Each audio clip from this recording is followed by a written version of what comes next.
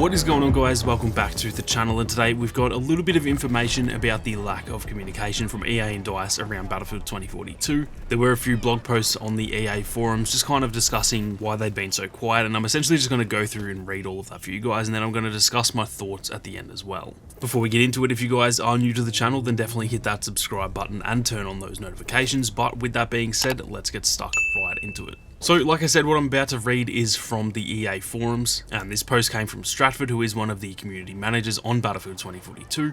And I'm not going to go through the whole thread because there was like 100 messages here, but this message that I'm about to read is essentially replying to some of the other stuff where some of the members of the community were essentially calling out the dev team and the community managers on their lack of communication. Now, Stratford went on to say, "Can clarify, from our end in this case means communication from myself and the other community managers. It also means that development plans sometimes change. For example, I could share right now that change X is in the next update, but then later we end up moving change X to another update, or maybe we're not doing X at all and now we're doing Y. I personally don't think it's helpful for you if we share something on a specific change before we can confirm that yes, change X will be in the next update and here is exactly how it'll work. The end result of all that is that sometimes we do have to be quiet longer than we would like. Again, sorry for that. What's also been called out in this thread is that we could share more on our thought process for future changes as well, instead of just locked changes. When we do that, however, we'd like to make sure that we don't share an important detail in a forum post which can easily get lost and might not reach many players. So instead, right now, that's something we're aiming to do via the core feedback post. The follow-up for maps is presently scheduled to go live before the end of next week." Now, continuing on from that, someone else in the community said, "Every time I see you post something once in a month, I get excited just to see it's another non-informational generic empty post which says absolutely nothing. Dude, I know you have your mouth shut by the incompetent greedy higher-ups, but can you at least tell us, is the next patch big or small? If you don't reply, I'll just consider it being the latter with just an end-of-round scoreboard, voice chat, and 4 bugs fixed, similar to the previous disappointing minimal patch." Now, Stratford replied to that one as well, saying, "Yes, I can share that with you. The next update will be considerable, and we're currently looking at a few hundred changes. It's mostly bug fixes, but we're also looking to make further changes to, for example, vehicle balance and the current behavior of attachments for weapons. We'll provide more details on what exactly is in the next update closer to its release date via a full set of update notes. I know you would like to know more now, so I want to clarify that I'm not trying to tease you by being vague. I'm simply still compiling the full list of changes for you all because it is a lot." Now, we'll come back to that last bit in a second, but he also replied to another comment, and that comment was, "What about the rubber banding stuttering on some servers? When's that going to be fixed? Loads are having issues since launch, so I've stopped playing the game. It's either rubber banding or full of AI."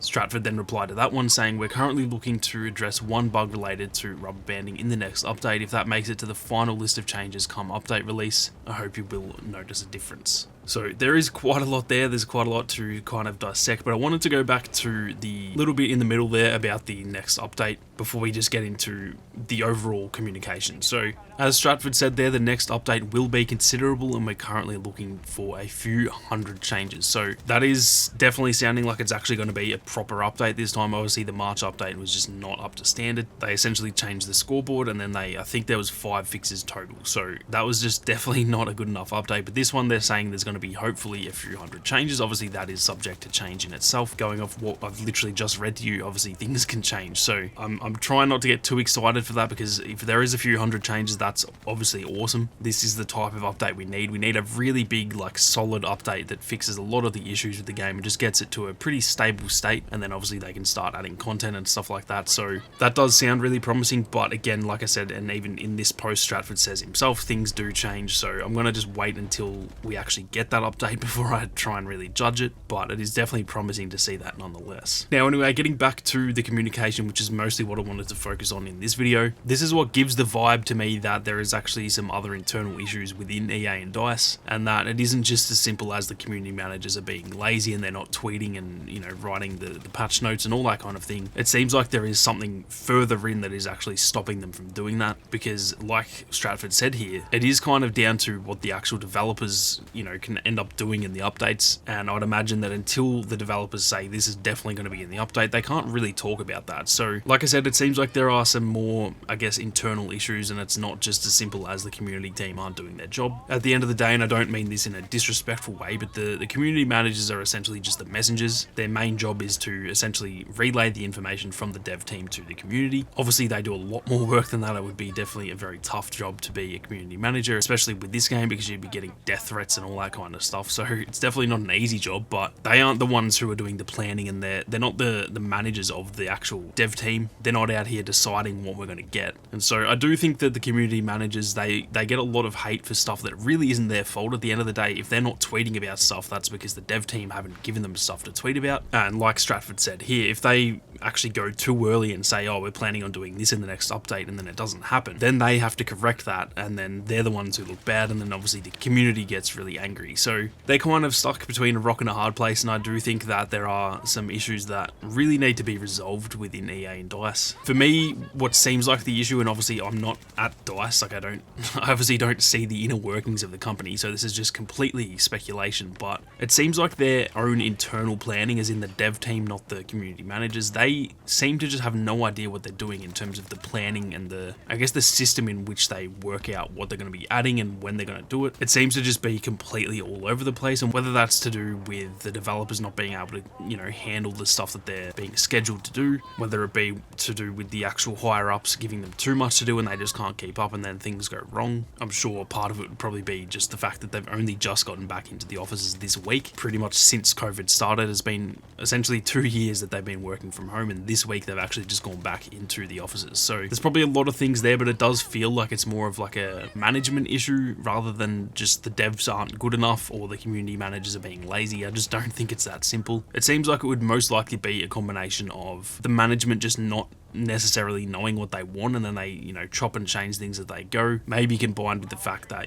that this is an inexperienced dev team. We've heard a lot of people leaving over the course of the last few years since Battlefield 5 and obviously leading up to this game, and so I do think that their lack of communication around this game is really worrying for the game, and it's very damaging overall to the game, because the community is just kind of sitting here in the dark not knowing what what we're getting in the next updates and stuff like that. But I do think, like I said, that stems from some more internal issues that are probably deeper than just they're not tweeting or they're not writing blog posts. I think there's actually issues with the way that they're kind of planning their own, I guess, internal roadmaps. So like I said, that's just speculation. I don't know the inner workings of the company, so it's just completely guessing there. But at the end of the day, the community managers aren't at fault for not having something to talk about, because at the end of the day, they're not the ones developing it, and if there's nothing given to them to tweet about and to talk about, then obviously they just can't do their jobs as well as they probably need to. So I think this is a bigger issue than it probably seems in terms of the communication. Obviously the state of the game probably backs that up a little bit as well, and I really do just think that they need to try and fix that. How they can do that, I'm not too sure. Hopefully the likes of Vincent Palla and all those guys that they brought in. I know they brought in Rebecca Kutaz as the new GM, I believe, of DICE, so bringing in all these new people into the company, hopefully they can sort of change the way that things are managed and planned out, and then hopefully in the future, especially whether it be with this game but even further with the next games, hopefully the communication can be a little bit better, because it has been probably their biggest downfall, and that says quite a lot considering the state that the game is in right now. But anyway guys, that is going to do it for this one. Like they said in the actual blog post there, the sort of follow-up to that map like feedback loop where they're going through all the map changes and stuff like that, they said that they're going to be doing that next week. Now I'm actually heading away next week, and then earlier in the week the new Lego Star Wars game comes out, and I'm actually covering that on my other channel. If you guys didn't know, I have a Star Wars gaming channel as well, so I'm not 100% sure if I'll be able to cover that next week, simply because I'm going to be